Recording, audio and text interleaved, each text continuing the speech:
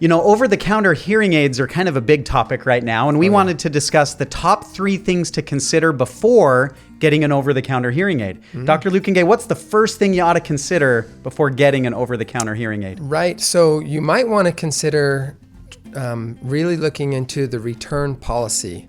What was interesting with our experience with the over-the-counter devices is many people came in excited to try it out, wondering what it would sound like, what it would be like.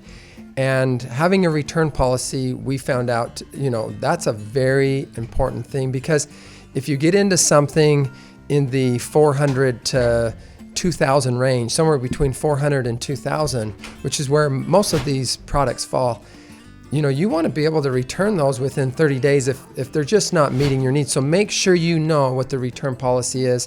Go in with a positive attitude. It's probably going to be great.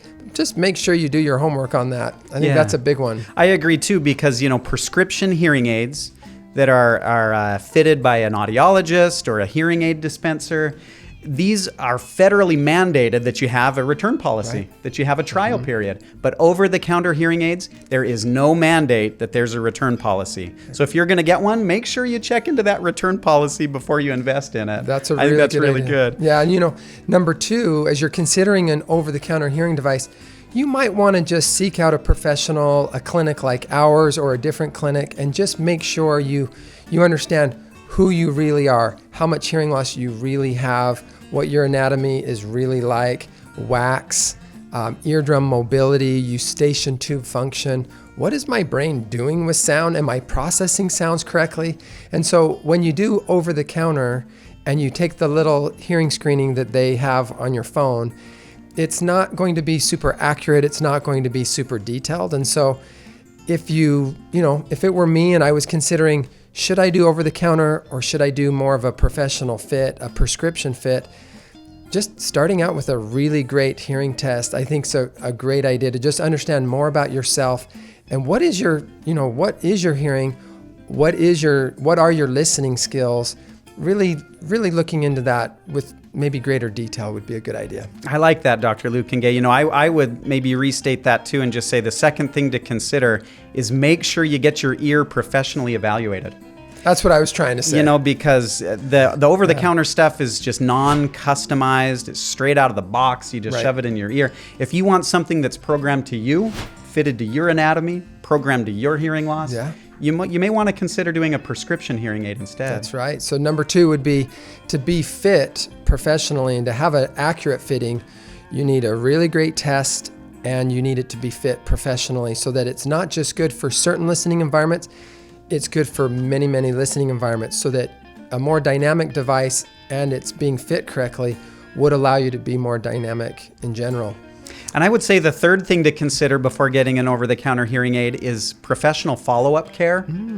What I mean by that is an over-the-counter device, you're kind of on your own. Right. And if you're pretty independent and you're pretty comfortable troubleshooting things, right, an over-the-counter might work. But that's something to consider, because hearing aids, as much as we wish we could say they're never going to have a problem, they're going to have a problem eventually. Boy. And we deal with these every day. So if you're the type of person that wants a little bit of help, maybe someone to help you troubleshoot problems, maybe someone to help solve issues, you may want to consider going to a prescription hearing aid rather than going with an over-the-counter device. So you're saying to me that even if you're the most anal, OCD, just the cleanest person you can think of, hygiene is at the top of your list, these people still need follow-up care? Hearing aids require follow-up care. It's kind of like your car, right? You could take super good care of your car, but you still need the tires rotated. You still need to change the oil. You still need to do regular maintenance. It's interesting because in the bed or or I should say the